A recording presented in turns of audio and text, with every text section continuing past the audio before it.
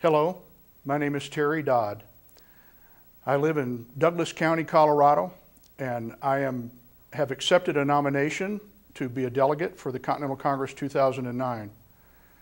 Rather than talk to you today about a lot of details and what my experience is, etc., I really don't want to talk about honest money legislation or whether or not we need paper ballots today. I really want to talk to you about a couple of things that I think are very important.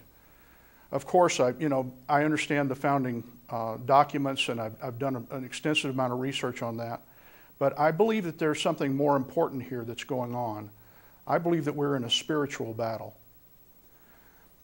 You see, one of the things that's motivating me to take the time for this and to make this commitment is my children and my grandchild and those of others. I believe that our government is full of politicians, and I believe that those politicians are not representing other people. They're representing themselves and trying to grab power.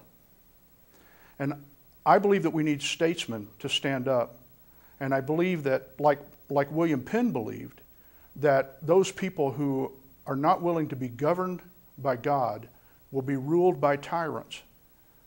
And I believe that we have people who are ignoring God or turning their back on God. And I believe that we need people in this fight, in this battle, who bring God to the battle, because without Him in it, we got our founding documents from Him, and the laws of nature and nature's God, the rights that we have as individuals, were given to us by God, not by any government, not by any politician. So that's a major reason why I'm in this fight. The Continental Congress, the principal goal of that Congress will be to come out with a strategic plan to be able to force our employees in Washington, D.C. to live up to their employment agreement, which is our Constitution.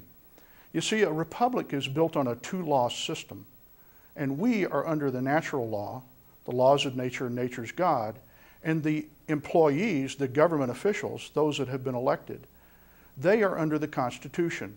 And the strategic plan that comes out of the Continental Congress needs to force them to live up to that employment agreement. My experience up to date, I've been in the real estate business for well over 30 years.